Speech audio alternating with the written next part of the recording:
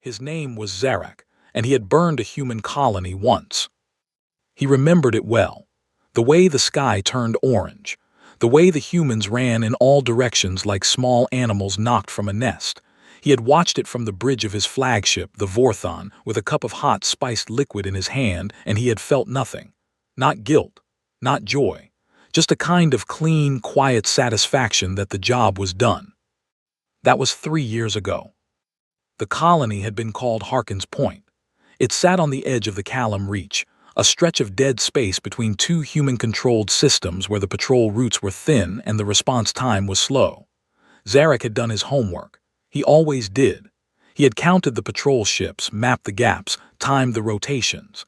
Then he had moved in fast, hit hard, and left before anyone could organize a proper response. 41 ships in his fleet. 2 human patrol vessels destroyed. The colony's defense grid knocked out in the first 12 minutes. The settlement itself, 6,000 people, a mining operation, 3 water processing stations, reduced to twisted metal and scorched ground in under an hour. He had not stayed to watch the humans pick through the wreckage. That was not his style. He got in, he did what he came to do, and he left. The humans would be angry, he had thought. They would file reports. They would hold meetings. They would talk about consequences and justice and all the soft words that soft species use when they do not have the stomach to do anything real. He had been wrong about that part. Zarak was not a stupid creature. He was, in fact, extraordinarily smart enough to have built a mercenary fleet from 14 rusted ships and bad debts into one of the most feared independent war groups in 3-star systems. Smart enough to have survived 2 assassination attempts, 1 civil war on his home world, and a stint in a Kethori prison that would have killed most beings in the first month. He was sharp, he was patient, and he read people well. He had simply, completely, fundamentally misread humans. He had looked at them and seen their softness, the way they negotiated when they should have fought, the way they grieved loudly and publicly over their dead, the way they built gardens on space stations and kept small animals as companions, and he had concluded that softness was all the way through, that their core was as yielding as their surface. The first sign that he was wrong came 4 months after Harkin's Point. One of his forward bases, a refueling station hidden inside a hollowed asteroid in the mech belt, went dark. No distress signal, no warning, just silence and then nothing. He sent a scout ship. The scout found the asteroid cracked open like an egg, the station inside completely destroyed, every ship in the dock either shattered or vented. Whoever had done it had not left a single message, not a single claim of responsibility. They had just erased it and moved on. Zarak had assumed it was a rival, another mercenary group, maybe, or one of the Kethori border gangs who had been getting bolder lately. He had asked around. Nobody claimed it. 3 months after that, his secondary weapons cache on Drell Station was seized. Not destroyed, seized. Human military intelligence had walked in with 12 armed officers and a legal document and taken everything, right down to the spare power cells. His contact at Drell had disappeared the same night. He never surfaced again. 2 months later, his fleet's fuel supplier, a Grenic trader named Obaz who had been doing business with Zarak for 6 years, was arrested by human authorities at Vila Port and handed a list of charges so long that the document had to be printed in 2 sections. Obaz sent Zarak a message from detention that said only, they knew everything, every transaction, every date, every ship name, they knew all of it.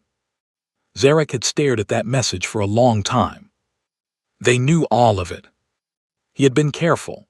He was always careful. He used false ship registrations, rotating contact names and payment methods that passed through 7 different financial layers before touching anything connected to him. He ran his operation like a man who expected to be hunted, because he always had been. And still, somehow, someone had found every thread and pulled it. He started losing people after that. Not in battle, not to any kind of direct confrontation. They just disappeared. His intelligence officer on Sarak Prime stopped responding to messages. His secondary fleet commander, a brutal and reliable soldier named Vreth, was found dead in a docking bay on Koro Station with no explanation and no witnesses. His weapons technician, a civilian, a non-combatant who knew nothing about military operations except how to calibrate rail guns, was arrested on a planet he had not told anyone he was visiting.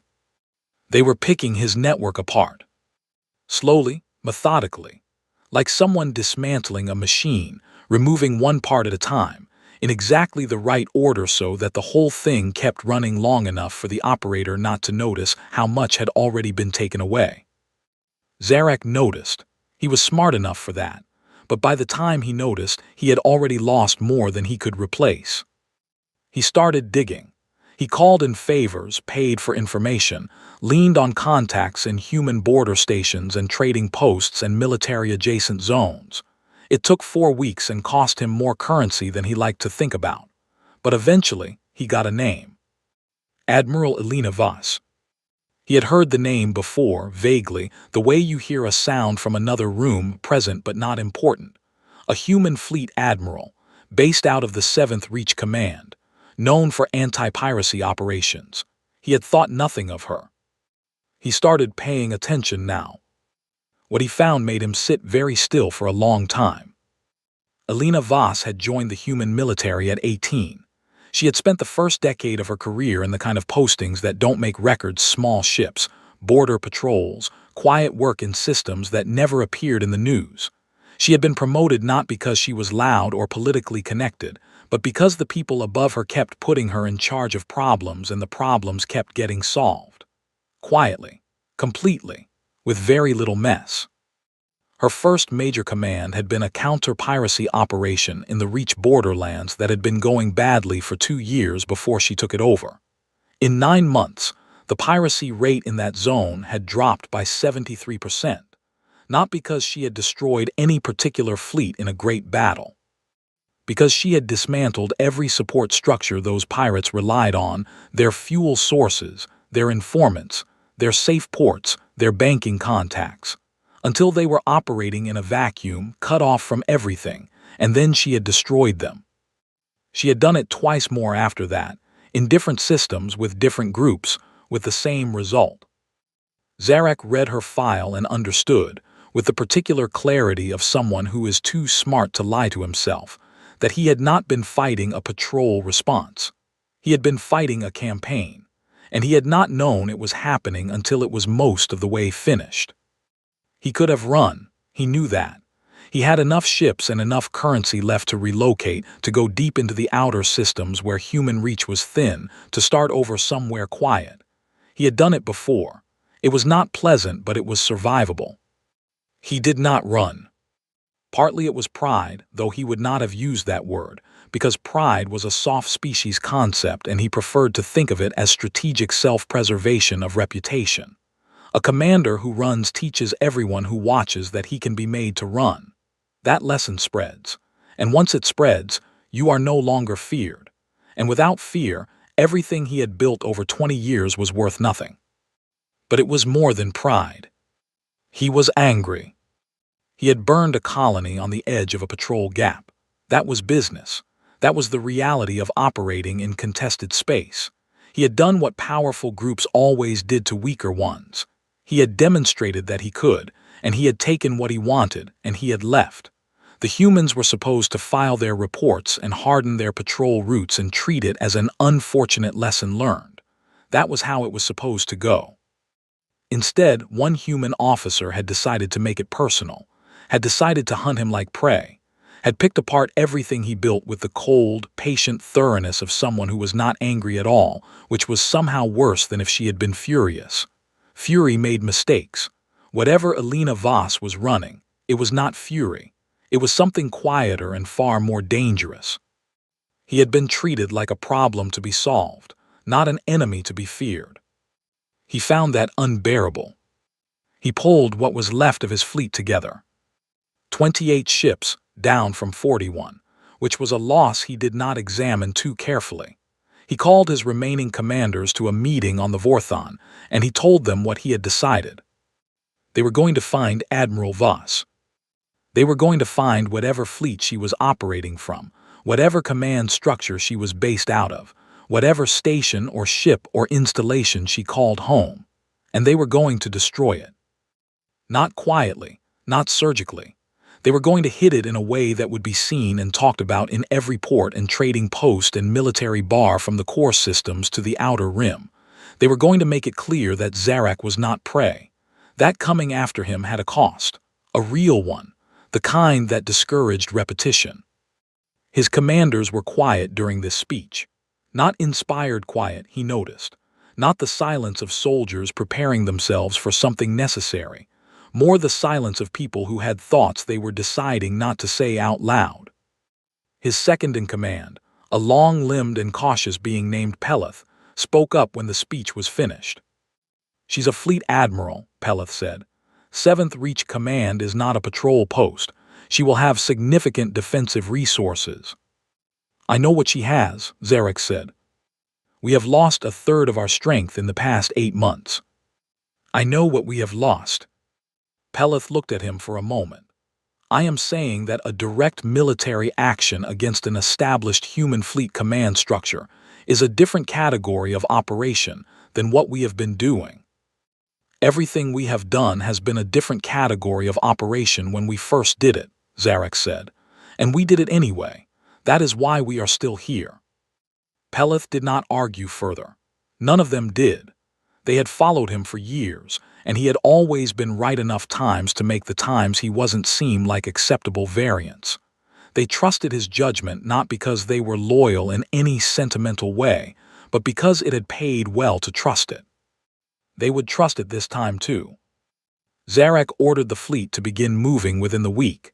He had intelligence contacts, fewer than before but still functional, working on Voss's current location and the composition of whatever forces she had nearby.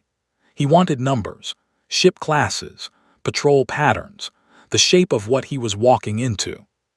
He was careful, he was always careful. He did not sleep well those first few nights. Not from fear, he had categorized what he felt, and fear was not the right word for it. More like a low-frequency vibration in the back of his mind, a warning signal from some part of him that was older and quieter than his conscious thought.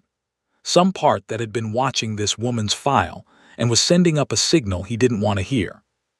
He ignored it. He had ignored that signal before, many times. It had been wrong enough times to make ignoring it a defensible habit. He would ignore it now. What he did not know, what none of his intelligence contacts were able to tell him, because the humans had kept it completely dark, was that Admiral Elena Voss already knew he was coming. She had known for 6 days.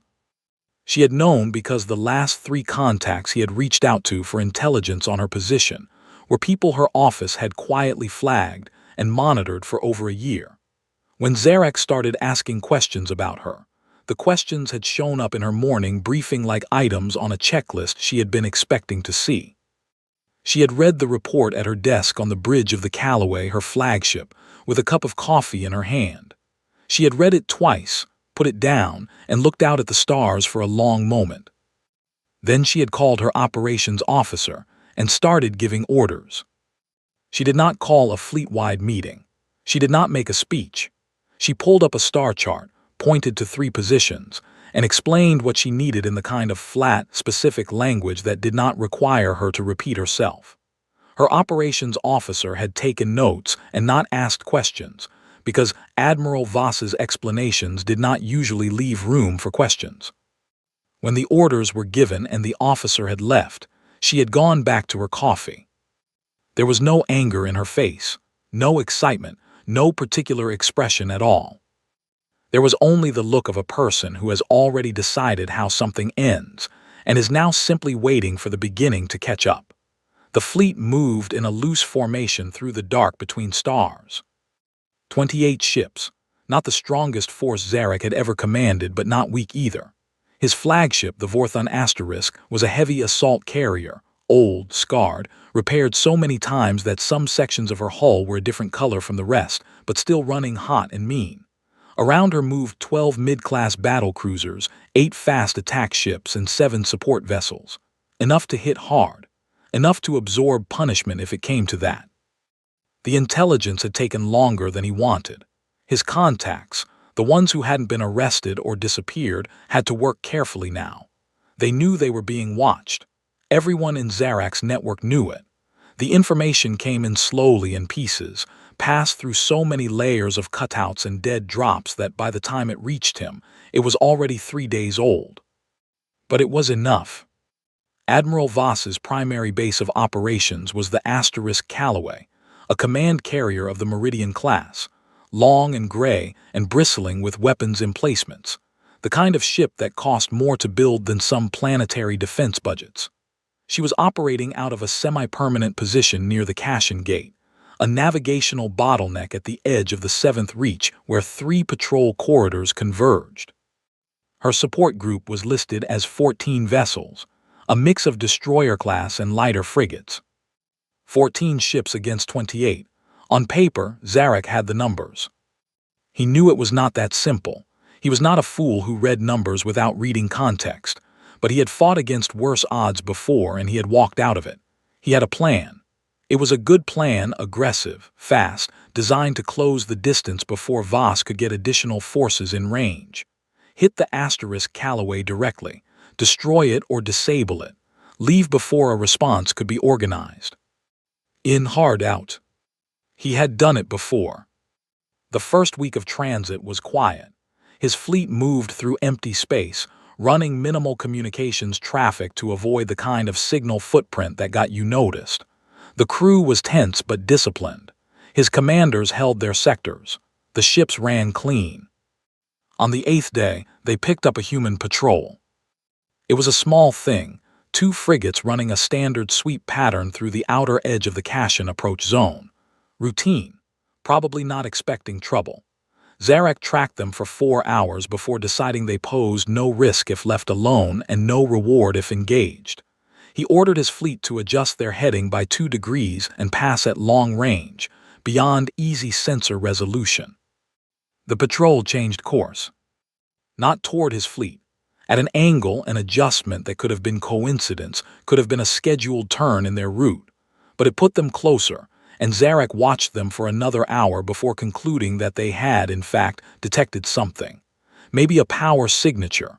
Maybe a sensor ping from one of the support ships running diagnostics. Something had caught their attention. The frigates transmitted a burst of encrypted communication and continued their adjusted course. Reporting in, most likely, which meant someone was now aware that there was traffic in this zone.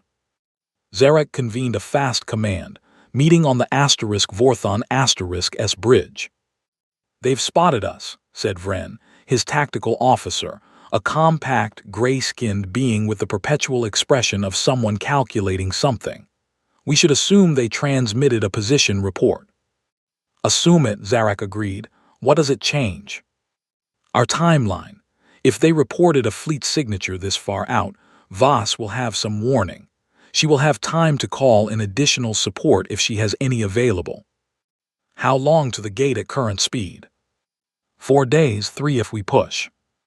"Do we know what else is in range that she could call?" Vren consulted his panel. "The intelligence we have suggests 2 patrol squadrons within a day's transit of Cashin, 4 to 6 ships each, possibly more." Zarak looked at the star chart. The math was straightforward.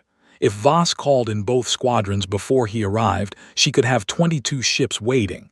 Still not as many as his fleet. Still a fight he could win if he was fast enough and hit hard enough. "Push the speed," he said.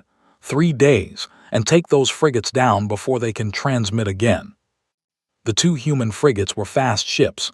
They were, in fact. Faster than anything in Zarak's fleet except the attack ships, and they proved it immediately. The moment his pursuit ships moved, the frigates turned and ran. They did not fight. They scattered, each going in a different direction, zigzagging at high speed through the dead space. They caught one, the other got away. Peleth watched the escaping frigates drive signature fade on the long-range sensors, and said nothing for a long moment. "One made it out," he said finally. "Yes," Zarak said. "They ran very fast. They are built for speed, it happens." Peleth was quiet again. Then, "They ran before we closed to weapons range. The moment our attack ships moved, they separated and ran." "What is your point, Peleth?" Standard doctrine for a frigate crew that spots a superior force is to maintain visual contact, transmit continuously, and evade. They do not run blind at full speed and scatter in separate directions. That pattern is more consistent with, he paused, choosing his word carefully, extraction. You think they were placed there on purpose? I think it is a possibility worth considering. Zarak looked at him. Peleth was not a paranoid being. He was methodical and literal, and he did not invent threats where none existed. When Peleth raised a concern, it was worth weighing. Zarak weighed it. If Voss placed them there, he said slowly, she placed them there to know where we are and what heading we're running, which means she already knew we were coming. Or she suspected, and now she knows. It changes very little. She will position her fleet, call in whatever support is available, and wait for us. The same battle, just with more preparation on her side. More preparation on her side is not a small thing. It also means she has committed. She is not going to scatter or withdraw. She is going to meet us at the gate, and she is going to have arranged herself for a defensive engagement. Zarak leaned over the chart. Defensive engagements favor numbers. I have the numbers. Peleth did not look entirely convinced, but he stopped arguing.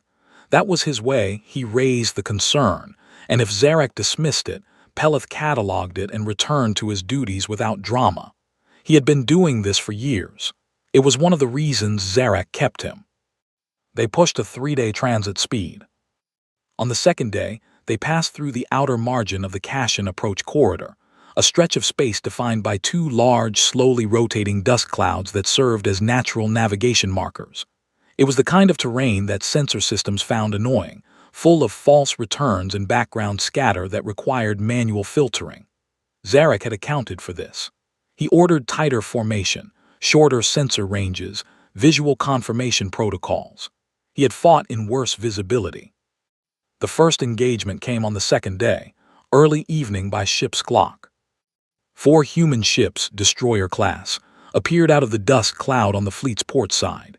They were moving fast, weapons hot, and they opened fire before Zarak's tactical officer had finished calling the alert. The attack was sharp and concentrated, aimed at the Asterisk Vorthon directly, and the first volley got close enough that the flagship's point defense systems had to work hard. Zarak's fleet responded. His battle cruisers swung to meet the destroyers, and the exchange was brutal and fast. 4 minutes of concentrated fire in which 2 of his battle cruisers took moderate damage, and 1 of the human destroyers took a hit to its drive section that sent it spinning. Then the 4 human ships broke off. They did not press the engagement. They turned and ran, not in panic, but in a controlled, coordinated withdrawal, moving back toward the dust cloud at speed. His fast attack ships gave chase and closed the distance, but the destroyers hit the dust cloud edge and disappeared into the sensor scatter before the attackers could finish the job. 2 of his battle cruisers were damaged, no human ships destroyed, 1 disabled maybe, but gone. Zarak stood on his bridge and analyzed what he had just seen. The attack had been hard enough to hurt, but not hard enough to stop him. It had cost him speed. The 2 damaged cruisers were running at 80% now, which meant the fleet had to slow to keep formation. And it had cost him time. He had lost 30 minutes in the engagement and its aftermath. The dust cloud was on his flank. The human destroyers were inside it, invisible to his sensors. He looked at Vren. They are not running. No, Vren agreed. They are packing us, running alongside in the cloud, matching our speed. They will come out again. Almost certainly, harass us, keep us focused to port while we advance. Zarak understood the shape of it now. He was being herded. The engagement had not been designed to stop him. It had been designed to slow him, to push his attention to one side, to cost him in small ways that added up. The destroyers in the cloud would keep poking at his flank. He would have to dedicate ships to watching for them, which would reduce what he brought to the main engagement. And every time they hit him, he would slow down a little more. He was being managed. The word sat in his mind like something cold. He could not go into the dust cloud after them. That was a trap so obvious it didn't need explaining. He could not ignore them. They would hit him again and again from a position of advantage. He could not accelerate enough to outrun the harassment without abandoning his damaged ships. "Who is running this harassment element?" Peleth asked, almost to himself. "Someone who knows exactly what they are doing," Vren said quietly. Zarak said nothing. He ordered his two fastest undamaged cruisers to watch the cloud edge and respond to any emergence, and he pushed the fleet forward at the best speed his damaged ships could manage. He would not let this slow him to a stop. He would absorb the harassment and keep moving. He had the numbers. He had the firepower. The gate was still 1 day ahead. He would get there. That night, or what the ship's clock called night, the 6 hours of dimmed lighting that served as rest cycle. Zarak stood alone on the observation deck and looked at the dust cloud moving alongside them in the dark. He could not see the ships inside it. That was the point. He thought about the frigate that had run, the one that got away, the extraction pattern Peleth had described. He thought about the destroyers hitting his flank and then vanishing back into cover. Hit and vanish. Hit and vanish. Not trying to destroy him. Trying to slow him, tire him, cost him small amounts repeatedly. Death by small cuts, the humans called it. He had read that phrase in their military history once, in a different context. He had not thought about it in years. He thought about it now. He had spent 20 years reading enemies. He had learned to feel the shape of an opponent's mind through their tactics, whether they were scared or confident, whether they were improvising or working a plan, whether they were trying to win or just trying to survive. He tried to feel the shape of Alina Voss's mind through what she was doing to him, and what he felt was not comfort. She was not afraid of him, he was sure of that. She was not scrambling to react, not throwing ships at him in desperation to slow him down. Everything he had seen had the quality of a plan being executed, not a defense being improvised. The frigates, the timing of the destroyer attack, the positioning inside the cloud, it was all deliberate, all considered. She had known he was coming, and she had spent the time since knowing to prepare. The question was, prepare what exactly? He returned to his quarters. Before he could follow that thought somewhere he didn't want to go. Tomorrow he would reach the Cashin gate. Tomorrow he would see what she had built, and he would crash through it, and this would be over. He was still sure of that. He was less sure than he had been. Alina Voss had not slept more than 4 hours in the last 3 days, and she showed absolutely no sign of it. Her operations officer, Commander Sira Dahl, had been watching her Admiral for 6 years and had privately concluded that Voss ran on some internal fuel source that was not available to normal human beings. Other officers got tired. They drank too much coffee and made short-tempered comments and rubbed their eyes during long briefings. Voss did none of these things. She simply continued, with the same flat steadiness at hour 30 as she had shown at hour 1, as if exhaustion was a weather system that passed over her without making contact. Right now Voss was standing over the main tactical table on the *Callaway**S bridge, looking at a display of the Cashin Gate approach corridor and the 17 red indicators that represented Zarak's fleet. 17, because 2 of the original 28 had peeled off and were not accounted for, which Voss had been thinking about since the morning report. And she was giving Commander Dahl very specific instructions in a very quiet voice. "Move the Hennessy and the Gale * to position 4, she said. "Keep their drive signatures cold until I give the signal." "Yes, Admiral." "The Brannog stays on the cloud edge. If the harassment element tries to withdraw through the eastern passage, I want them blocked. The Brannog is 1 ship against 4 destroyers, Admiral, if they push her." "They won't push her. They are not there to fight. They are there to slow him down and keep his attention divided. When the main engagement starts, they will try to extract." She pointed to the eastern passage on the display. "If I block the extraction route, they have to choose between staying in the cloud, useless, or coming out to engage. Either way, they are no longer affecting the main fight." She looked up at Dahl. "They will not push the Brannog *. It is not what they are for." Dahl considered this and decided that the Admiral was probably right. which was the conclusion she usually reached. The Callaway had been at the Cashin Gate for 9 days now. 9 days of positioning, of running communications quietly, of moving ships to places where they would not be immediately obvious, and then keeping those ships very still. It was the kind of operation that required everyone involved to understand not just their own role, but the intention behind it. Because there would be a point in the next 24 hours when things moved too fast for orders to keep up. And at that point, everyone would need to act on understanding rather than instruction. Voss had spent the 9 days making sure they had that understanding. She had briefed her captains 3 times, once when the operation was first laid out, once when Zarek's fleet was confirmed moving, and once in the last 48 hours when the adjustments had been made. She briefed them in person, in the *Callaway**S main conference room, with the star chart projected large and her voice unhurried and precise. She did not use dramatic language. She did not tell them that humanity was at stake or that this was a moment of historic importance. She told them where they would be, what they would do, what to do if something unexpected happened, and what the goal was. The goal was not complicated.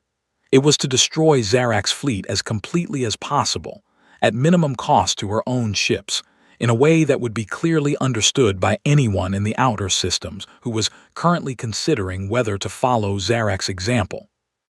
That last part was important. This was not just about Zarek. This was about everyone who had been watching what Zarek did to Harkin's point and deciding whether humans would absorb it or respond to it. 3 years had passed. People were drawing conclusions about what that meant. Voss intended to clarify things. Her captains had left the last briefing in the particular silence of people who have been handed a well-constructed plan and have run it through their minds and found no obvious gaps. That silence meant more to her than enthusiasm. Enthusiasm faded. Confidence built on a solid plan did not. On the 6th day at the gate, the 2 patrol squadrons she had requested arrived. Commander Dahl had met her in the corridor with the report, and Voss had said good and continued walking. 14 additional ships, a mix of frigates and light cruisers, had folded themselves into her disposition quietly. No celebration. The pieces were in place. On the 8th day, Lieutenant Commander Pell, her intelligence officer, a young man who worked with the focused intensity of someone who knew that what he found changed what happened to real people, had brought her updated information on the 2 ships from Zarek's fleet that had separated from the main group. Best interpretation is a flanking element, Pell had said. They've gone wide, around the southern dust boundary. They would be in position to hit the gate from below during a main engagement, below and behind, essentially, which would catch any defensive formation oriented forward. Timeline. If the main fleet reaches the gate in approximately 20 hours as projected, and the flanking element maintains current speed, they arrive about 40 minutes after the main engagement starts, maybe 35. Voss had looked at the display for a moment. That is actually a reasonable plan. Yes, Admiral. He is not stupid. No, Admiral. She had made 2 adjustments to her disposition, repositioned 1 ship, and returned to the tactical table. She did not seem concerned by the flanking element. She seemed faintly interested in it, the way someone looks at a puzzle piece that fits a space they had been expecting to fill. Commander Dahl watched her Admiral work and tried, not for the first time, to understand what it was like inside Voss's mind. Other commanders she had served under had been confident or not, decisive or not, brave or not. Voss seemed to operate at a different level of the game entirely, as if she were not playing the same match everyone else was playing, but a longer version of it that had started earlier and would run later, and the specific engagement right in front of her was just 1 move in a sequence she had already mapped several moves further. It was not arrogance. Arrogant commanders overestimated themselves and underestimated opponents. Voss did neither. She estimated everything with the same flat precision, her own ship's capabilities, her enemies, the terrain, the timelines, the ways things could go wrong. She just estimated very well. He has 2 damaged cruisers in his formation now, Pell said from his station at the far end of the bridge, running at reduced speed. The whole formation has slowed to keep them in position. He won't leave them behind, Voss said. No, Admiral, they are in his center. That is a loyalty that costs him. She said it without judgment as a simple observation. Mark their positions. In the main engagement, they will be slower to respond to heading changes. When the flanking moves begin, they will lag. Noted.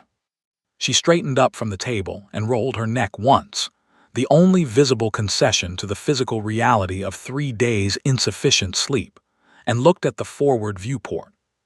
The gate itself was not a physical structure. It was a navigational concept, the convergence of 3 natural corridors through the dust fields, the point where any fleet moving through this region of space would inevitably funnel, because the alternative routes took 3 times as long and ran through the kind of deep empty space where a fleet could get genuinely lost for days. Zarek was coming through the gate because there was no practical way to come from where he had started to where she was without coming through the gate. She had chosen to base herself here 9 days ago, knowing he would eventually come through it. The dust fields themselves were the other element. They were not ideal for concealment. The scatter played havoc with some sensor types but not others, but they were ideal for positioning. For putting ships somewhere they would not be immediately visible on approach, keeping drive signatures cold, running quiet. For making the shape of your fleet invisible until the moment you wanted it seen. She had put ships in 3 positions inside the cloud. She had put ships at the gate itself. She had put ships at the southern approach, waiting for Zarak's flanking element. And she had put ships on the direct approach line between her position and his, in the form of the destroyer harassment element that had been bleeding him slow for the past day and a half. She had 29 ships in total. He had 28, 2 of them damaged, and he did not know where most of her 29 were. This was the thing that she had understood 20 years ago, as a young officer watching senior commanders who made the same mistake over and over. The battle was mostly decided before the first shot was fired. The preparation was the fight. The shooting was just the confirmation. Admiral, Pell's voice had a quality she recognized, the slightly tightened tone he used when a report was significant. Zarek's fleet has just crossed the outer gate marker. She turned back to the table. Red indicators, 17 of them, moving through the entry corridor. She could see the 2 damaged cruisers in the middle of the formation, running slightly ragged compared to the rest. She could see his fast attack ships on the wings, alert and aggressive. She could see his flagship, the Vorthon Asterisk, at the center of it all. Large and scarred, and coming forward without hesitation. He was not slowing down. She had not expected him to. He was the kind of commander who believed in commitment.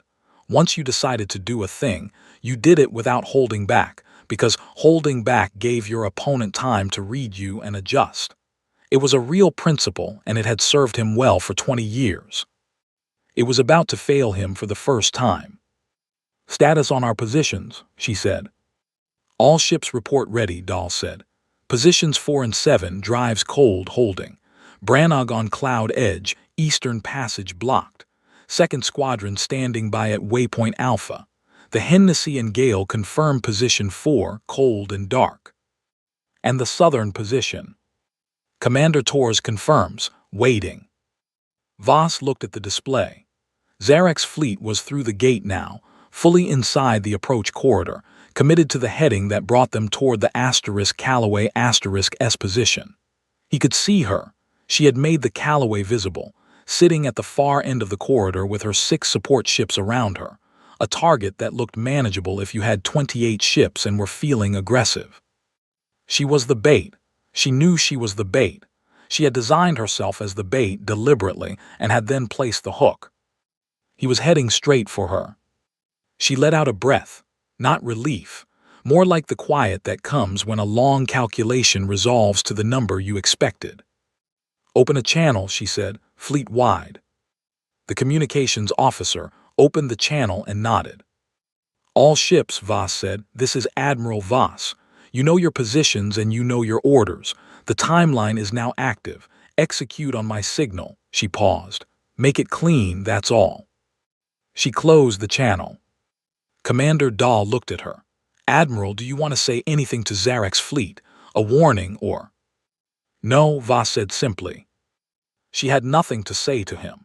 Everything she wanted to communicate, she was about to communicate in a language that left no room for misunderstanding.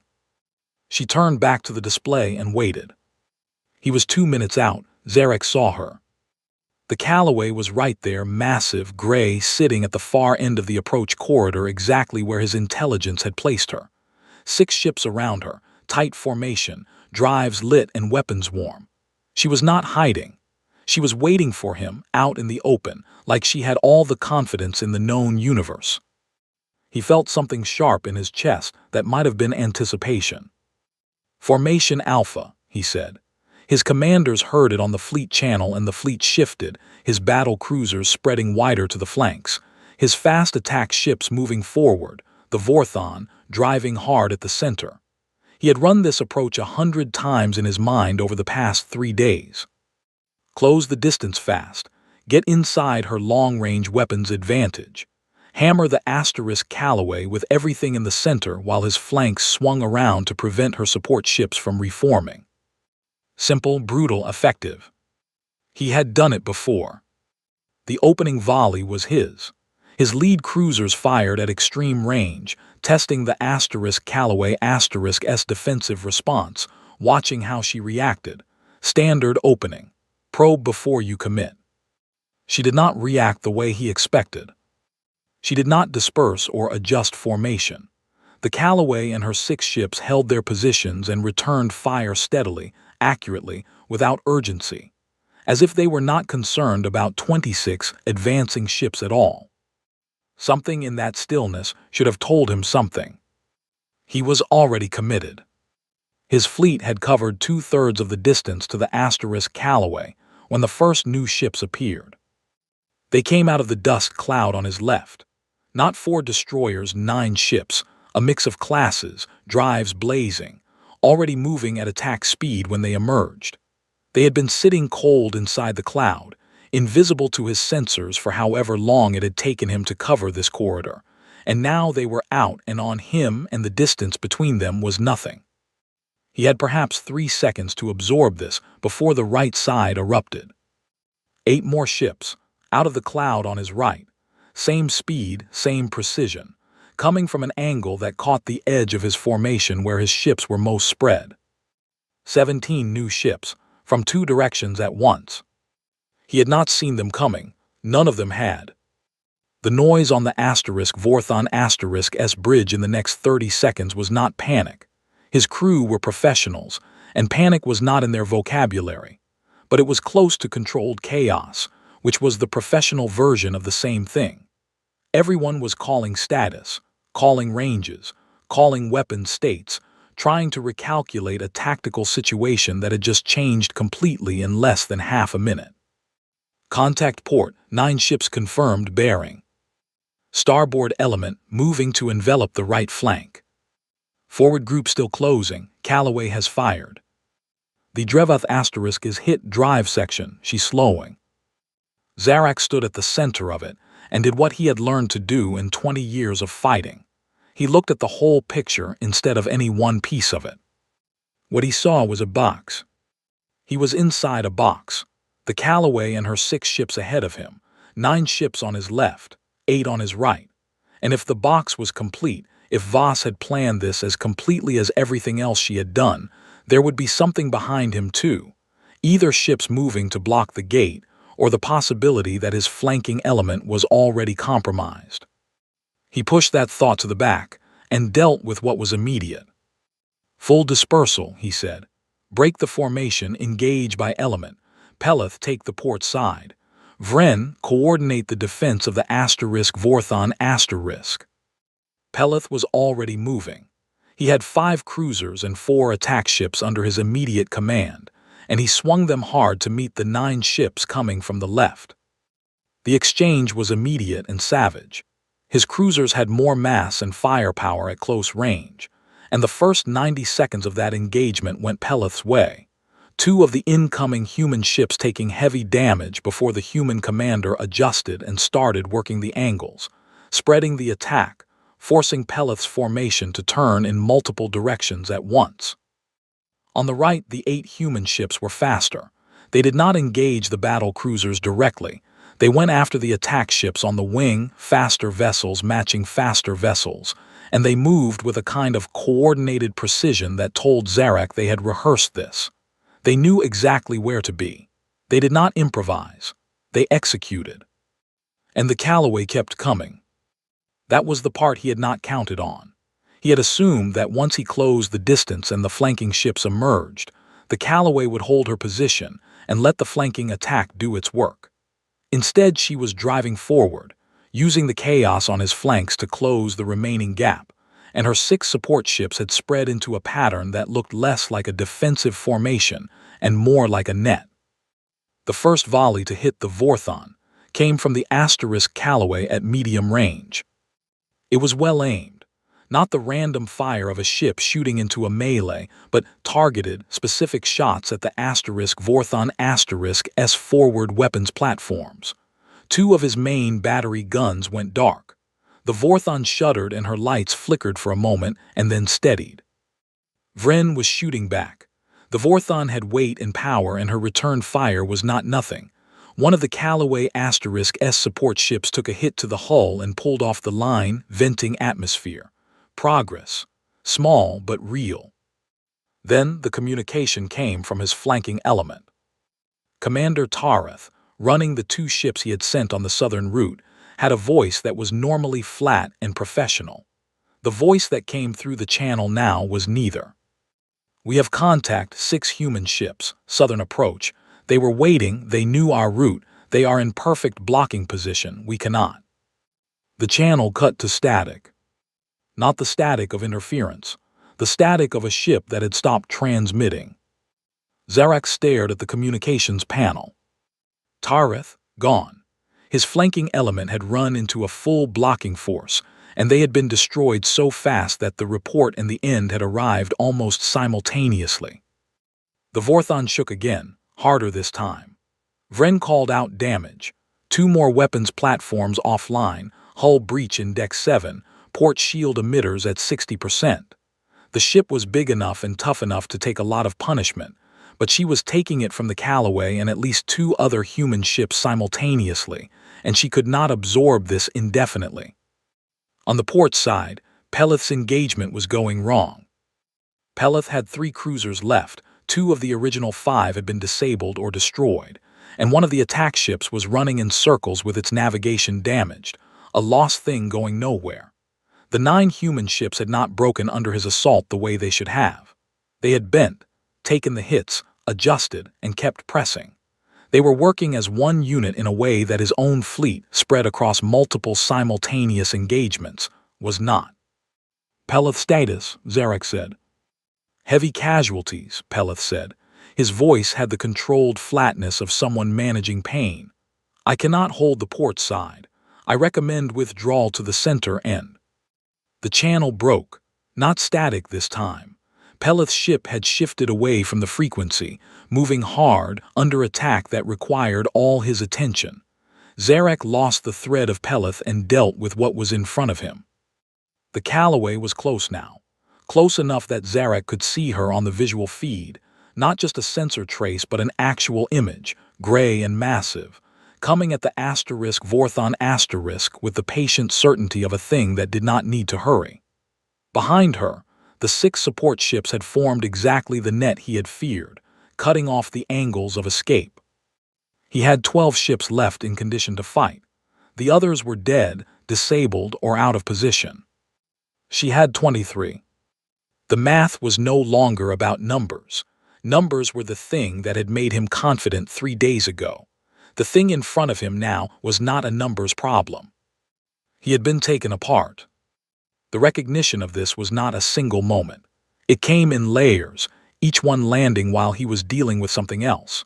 The flanking element gone, Peleth's port side collapsing, the Vorthon taking fire from 3 directions at once, his formation, the thing he had built over 20 years of fighting, the thing that had held through circumstances he had never thought he would survive, dissolving around him. She had known he was coming. She had positioned her ships before he arrived. She had set the harassment element to slow him down and cost him before he even got here. She had hidden 2/3 of her fleet inside the dust clouds, cold and invisible, and let him advance all the way to close range before she showed them. She had planned for his flanking element. She had blocked his exit.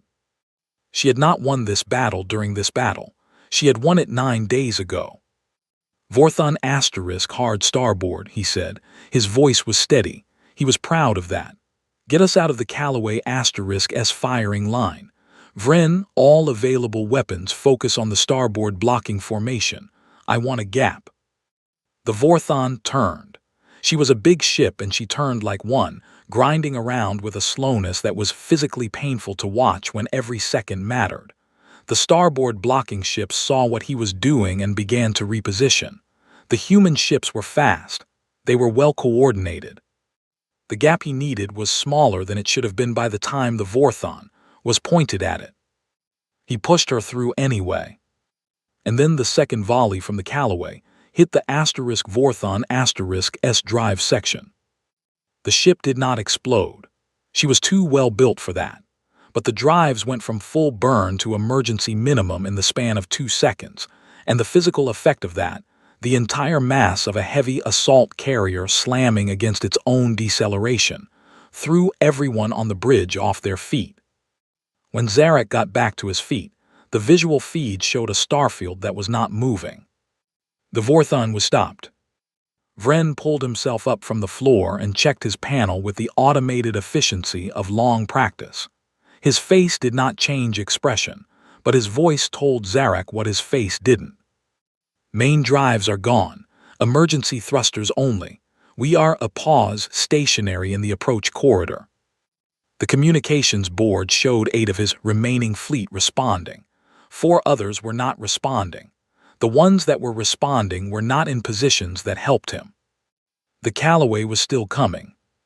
She came to a stop 2 kilometers from the Vorthon *. Close range, weapons warm, her support ships arranged around her in a formation that covered every possible heading the Vorthon might try to move in. The human ships that had been fighting on the flanks were repositioning now, moving to form an outer ring, completing the encirclement. The channel opened. A voice, calm, flat, completely unhurried. The voice of someone making a routine inquiry, not a triumphant declaration. Vorthon *, this is Admiral Voss on the Callaway *. Your main drives are offline. You are enclosed on all sides. I am giving you 60 seconds to respond before I continue the engagement. Zarek stood on the bridge of his dying ship and looked at the Callaway on the visual feed. 2 kilometers away, close enough to see the weapons ports. He did not speak. 60 seconds. Zarek counted them without moving. He stood at the center of the Vorthon *S bridge and let the seconds go by, one after another, and he did not reach for the communication panel. Not from stubbornness. He was past stubbornness now, past all the things that had driven him through 3 days of transit and 1 very short battle.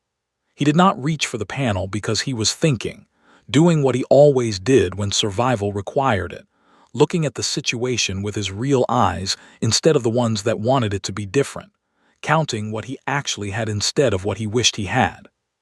What he had, 1 crippled flagship, emergency thrusters only, 8 other ships in some condition to respond, though he did not know how many of those were still combat effective, complete encirclement, no flanking element, Peleth's port formation destroyed or scattered, no exit route that was not covered by a human ship.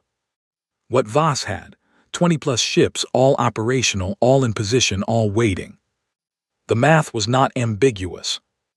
There are options, Vren said from his station. He was not looking at Zarek when he said it. Zarek looked at him. Vren, sharp, practical, professional for 15 years, was studying his panel with too much focus. The way a man looks at something unimportant when he has said something important and is waiting to see how it lands. Say it, Zarek said.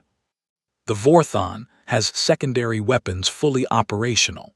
We have a short window before they complete the encirclement, maybe 4 minutes before the outer ring closes all the angles. If we fire everything we have at the Callaway right now, we disable our own ship doing it. We burn every system we have left. Yes, but if we take the Asterisk Callaway down in that exchange, we do not take the Asterisk Callaway Asterisk down. Zarek said it plainly, not with bitterness, just as a true thing. She is not damaged, we are. We fire everything we have and maybe we hurt her, maybe we don't, and either way we have nothing left. He paused. That is not an option. That is the end of options dressed up to look like one. Vren was quiet. On the communication board, the 60-second marker passed. Voss's voice came back immediately. She had been watching the clock too. Vorthon Asterisk, your time has passed. I am resuming the engagement in 30 seconds. If you wish to respond before then, respond now. Zarek had made decisions in desperate situations before. He had made decisions that had cost people their lives, his own people, people under his command, and people who had been in his way. He had made those decisions without excessive internal drama, because excessive internal drama was a luxury you could not afford when things were moving fast, and the cost of hesitation was worse than the cost of being wrong. He was having a harder time with this one. Not because he was afraid. He was afraid, he could feel that clearly, but fear was familiar and manageable. He was having a harder time because for the first time in 20 years he could not see a way through. Every time he had been in a bad situation, there had been a direction, a gap, something to push toward. The ability to move was everything. It was what had kept him alive and what had made him what he was. Movement, aggression, the refusal to accept the situation as fixed. The situation was fixed. He reached for the communication panel. The channel opened. He could hear faintly in the background the controlled noise of a busy bridge, efficient, focused, the sound of people doing their jobs well. This is Zarek, he said, commander of the Asterisk Vorthon Asterisk. He paused for one moment. What are your terms? A pause on the other end. 2 seconds, maybe 3. Surrender of all remaining vessels, Voss said. Shutdown of weapons systems, drives to minimum, and active cooperation with boarding. Full crew safety guaranteed during boarding. You personally will be held for transfer to human military jurisdiction. He had expected something like this. Surrender was surrender across species.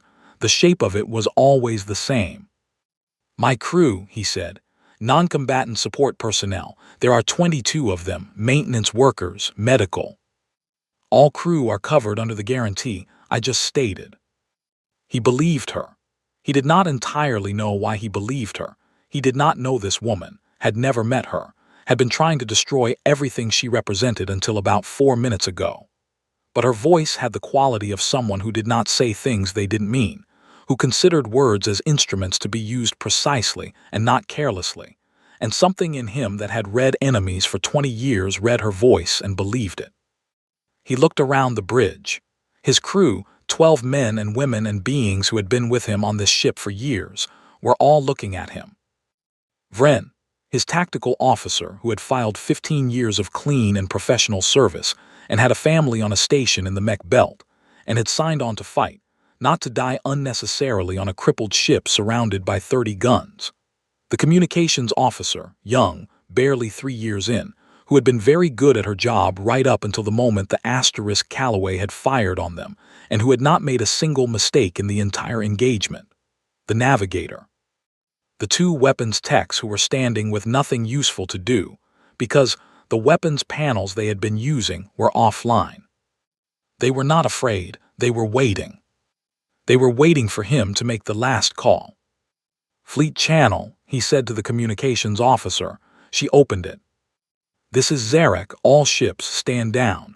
Full weapons shutdown drives to minimum. We are surrendering to Admiral Voss's fleet. He paused a beat. That's it. He closed the channel.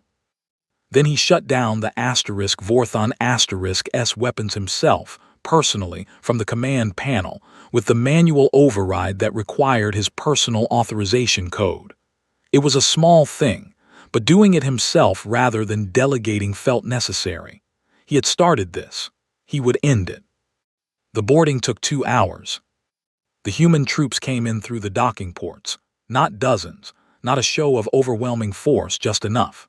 They were professional, which he had expected, and they were careful, which he had half expected, and they were not cruel, which he had not quite expected even though he was not sure why. He had lived his whole life in spaces where cruelty was a default tool, and its absence had to be explained. These soldiers moved through his ship without drama or excess. They secured the areas they needed to secure and left everything else alone. Nobody was hurt. They brought him aboard the Asterisk Callaway in the 6th hour, after the battle ended. The Callaway was big up close, bigger than the Asterisk Vorthon Asterisk, longer and heavier, built with the kind of intention that went into things meant to last and meant to be taken seriously. The corridors were clean and functional. The crew he passed in the corridors were calm, moving with purpose, doing post-battle work, damage assessments, logistics, the administrative machinery of a fleet that had just finished a large operation and now had to process it. They brought him to a room, not a cell, but a meeting room of some kind, a plain rectangular space with a table and chairs. He sat and waited. She came in alone. He had looked at her file. He had a picture in his mind from the intelligence reports, rank insignia, service record, the dry biographical facts. None of it had prepared him for the reality of her, which was both exactly what he expected and completely different. She was not large. She was not physically imposing in the way that some commanders use their bodies as an extension of their authority. She was a compact person of middle age, with gray beginning to show at the temples and eyes that were a very specific shade of brown that he could not name, but that looked as if they had been used to see things clearly for a very long time. She sat down across from him, put a thin personal data pad on the table between them and looked at him. "Zarak," she said, not a question. "Admiral," he said. She looked at him for a moment with that particular quality of attention that some people had, not aggressive, not performative, just genuinely present, like she was actually seeing him rather than a representation of him. "You came a long way," she said. "I did. What did you think was going to happen?" He considered the question. It deserved a real answer. "I thought I would get here before you were fully prepared. I thought my numbers were sufficient to compensate for anything I might have missed. I thought," he paused, "I thought you were a problem I could remove." She nodded, not as if she was satisfied by this, but as if it was what she had expected him to say. "And Harkin's point," she said. "What did you think was going to happen when you burned it?" He looked at her. "I thought it was the kind of thing that happens in border space. I thought you would add it to a file and look for better patrol coverage and move on." "I did add it to a file," she said. "Yes, I noticed the file." Something in her expression shifted. Not a smile exactly, more the suggestion of one briefly and then gone. 6,000 people lived at Harkin's Point, she said. 81 of them died in the attack. The rest lost everything they had. The colony was not rebuilt. The conditions that made it viable were tied to the mining operation, and that was destroyed. Those people scattered across other systems.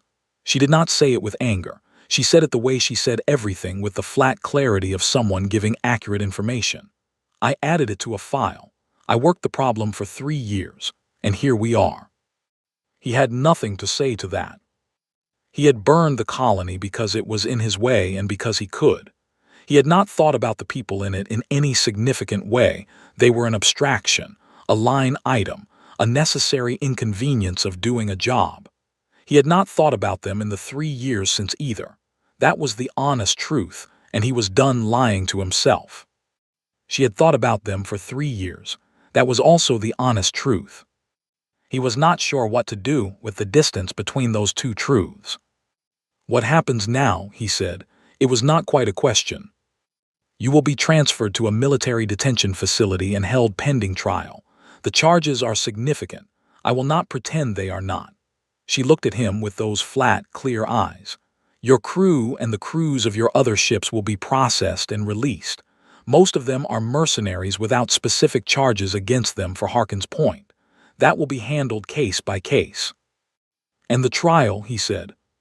Will happen, she said simply. Everything that needs to happen will happen. He believed that too. She picked up her data pad, stood, and moved toward the door.